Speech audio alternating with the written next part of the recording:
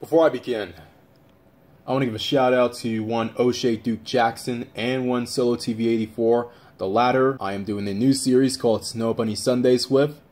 Catch it we're going to do it at least every other Sunday at Sunday evening. So we'll just stick it to that. We're working out details right now, but we did one this past Sunday. It's a more serious topic, but the one that I urge you guys to check, which is sort of a pilot episode, I'll have both links in the description, by the way, will be more of the tone for Snow Bunny Sundays. For all you guys out there who want to get the fix on how to get that Becky or that Mylin or that Selena or that Fatima, for all of you really exotic guys out there, go ahead and tune in to Snow Bunny Sundays. Second on the list, I now have a PayPal account. So for all of you out there who want to donate, just a little something, doesn't have to be half the rent or whatever, go ahead and hit that link up down below in the description. And if I get enough of these, who knows? I may just go on Patreon and put the real Sanitos Clutch content on there. Content that's too real for YouTube. With those things out of the way, I want to talk about a politician that you guys might not have known, and I didn't know about him neither until last night. A politician, or rather should I say, a former veteran turned politician, a former veteran black male turned politician in John James.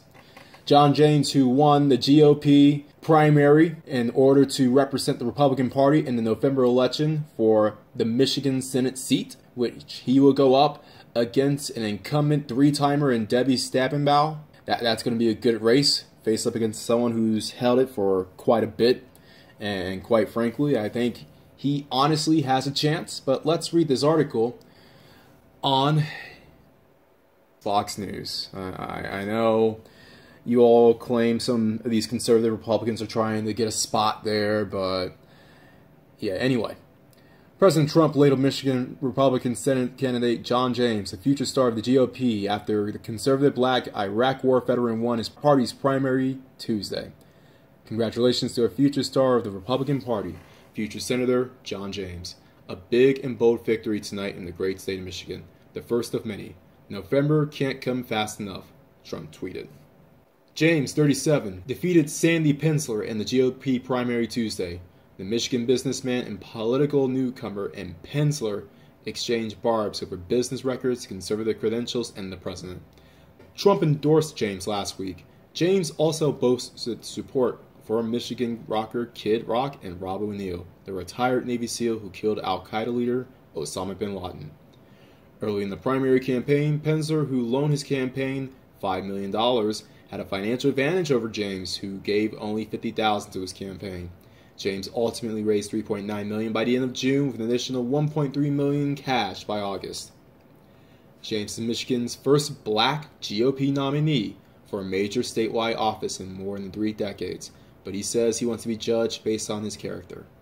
James graduated from the United States Military Academy at West Point in 2004, according to his campaign website bio, and became a Ranger-qualified aviation officer. He served in Operation Iraqi Freedom, where he earned the Combat Action Badge and 2 Air Medals while logging more than 700 hours, leading 2 Apache platoons. He returned to Michigan in 2012 and currently serves as the president of the family business James Group International. James has taken the company from $35 million to $137 million in revenue, the site states, and has created more than 100 jobs in Michigan and elsewhere. He is married, which I'll talk about in a bit, for all you SYSBM guys, stay tuned, with 2 young children. James will compete against incumbent Democrat Senator Debbie Stabenbaugh in November, who had no primary challenger. Stabenbaugh is seeking a 4th Senate term and has easily fended off past challengers. Stabenbaugh was elected to the Senate in 2000 and is a member of the Senate Agriculture Committee, Senate Energy, as well as the Finance and Budget Committees. According to her website, she authorized a bipartisan farm bill that is strengthening Michigan agriculture and making unprecedented investments in protecting the Great Lakes. Though seen as an uphill battle, Republicans are optimistic that James could potentially turn the state red after Trump's victory in Michigan in the 2016 race. Washington has enough career politicians, James said in a news release after his victory. We need people who have experience getting results. You aren't going to get results from a 43-year career politician. Davy Spaybow better get ready for the fight of her political life. And that's from the Associated Press by way of Fox News. And I know some of you guys will cringe when I say that. And no, I'm not a Republican. But this individual, Mr. James, Mr. John James, men like him have to receive credit where credit is due. Now, I already told you the stuff that Fox News, that the Associated Press reported. He's a veteran. He served in Iraq. He runs his own business. And that's all great. All these things, honestly, make excellent points for a politician more than a lot of these career politicians who come from these cushy backgrounds of never having to fight in the playground. You got these career politicians, and I'm not a Trump fan by any means, but I get it when he calls out these career politicians who have basically been to these Ivy League elementary schools, followed by these popular collar academic college preparatory schools, followed by the Ivy League that your daddy and your granddaddy and your pappy went to, followed by these dude bro corporations or law firms that they are basically just pushed into, even if they get a C minus or average a 2.0 in their GPA. How many times have we seen these kind of politicians or kind of people enter into politics like that?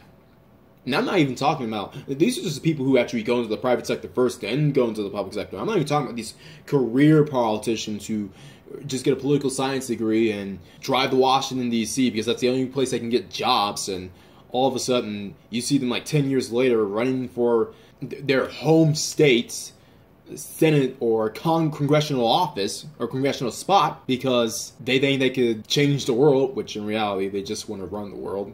But individuals like John James, race aside, guys like him are more of what we need in Washington. And let's go into the specifics. Donald Trump. The racist Donald Trump.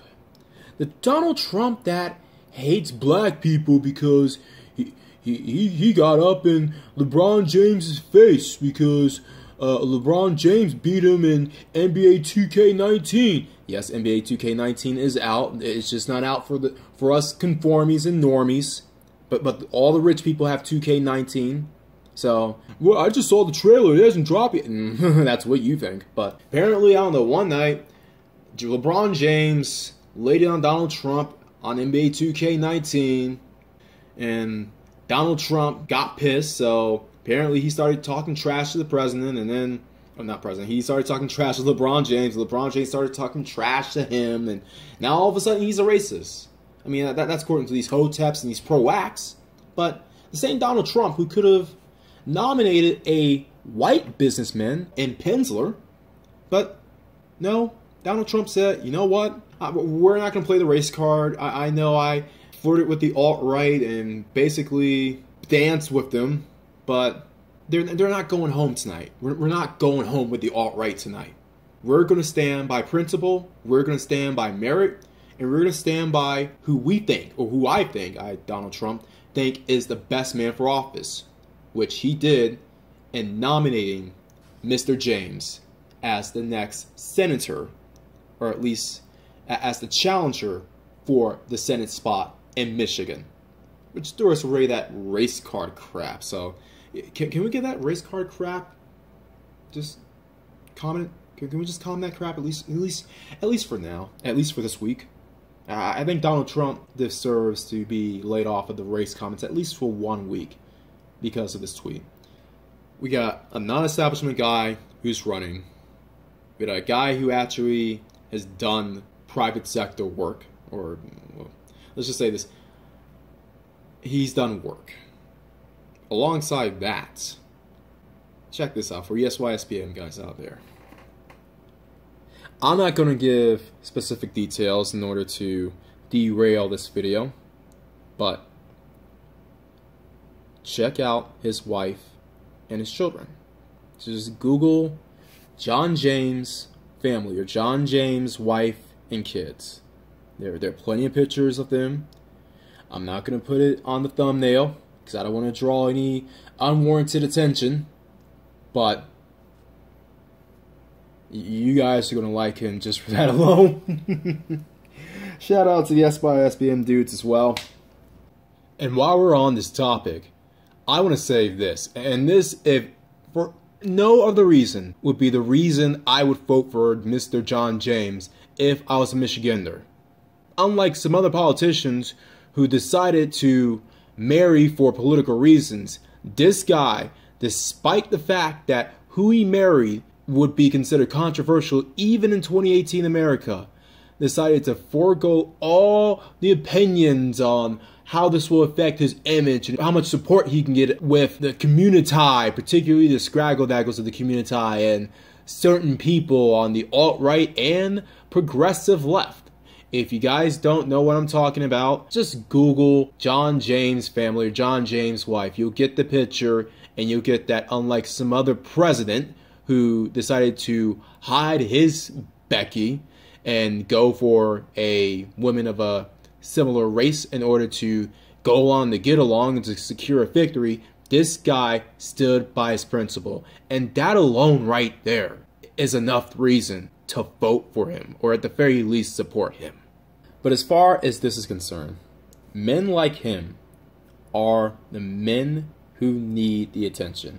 Men like him are the ones who need the support, and men like him are the ones who need the coverage.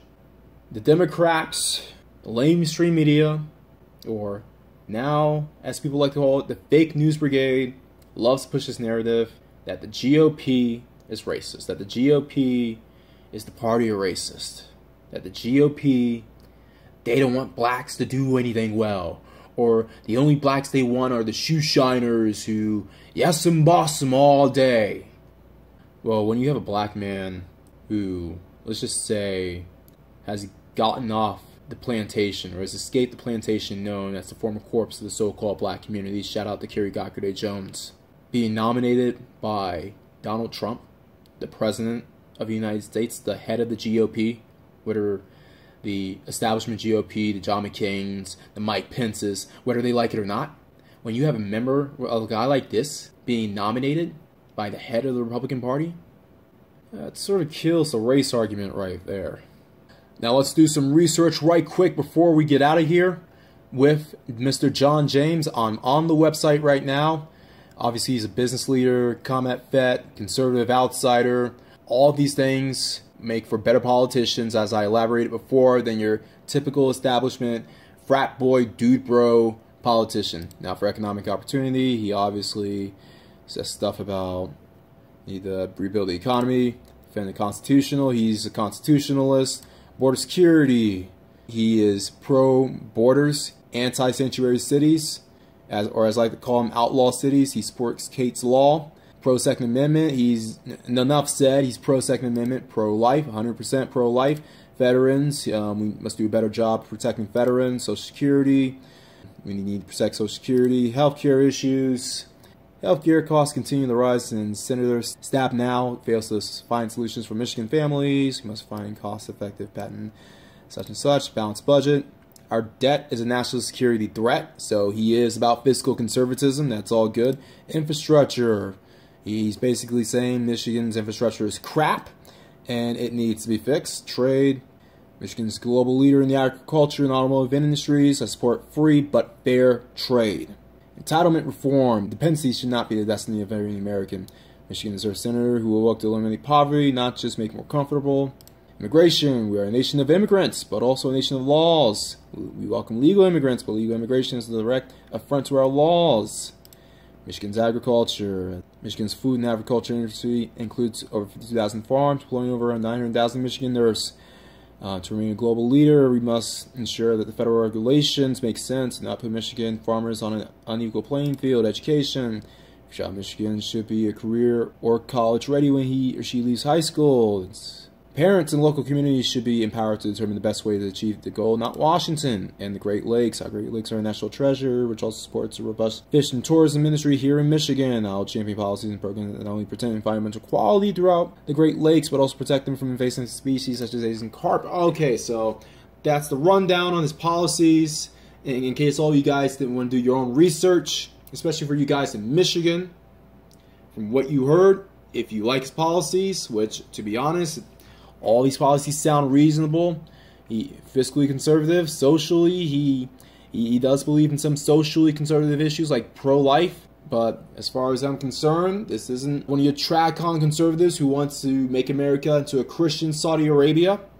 So there's that. Obviously, he is a black man who has escaped the gynocentric plantation, so he is not an alt-righter. He's not one of these, we don't like to come around here, GOP guys that the likes of, say, your Gippers flirted with. So the GOP party is now starting to learn their ways and are starting to take the philosophy of George H.W. Bush and embracing minority men who believe in limited government. So as far as I'm concerned, this guy's a safe bet.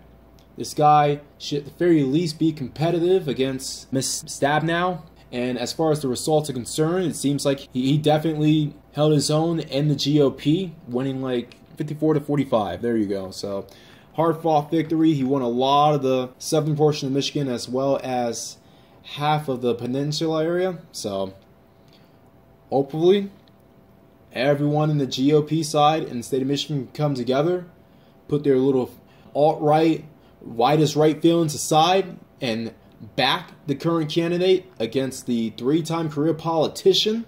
And hopefully this can get Michigan out of being the laughingstock of the country, especially Detroit. You can call this a nomination for Mr. John James, but we need men like this. Not just black men, but all men. And not just all men, all Americans. We need individuals like this to represent us in Congress. So everyone else out there, this is Political Quickie, and as usual, always bet on X.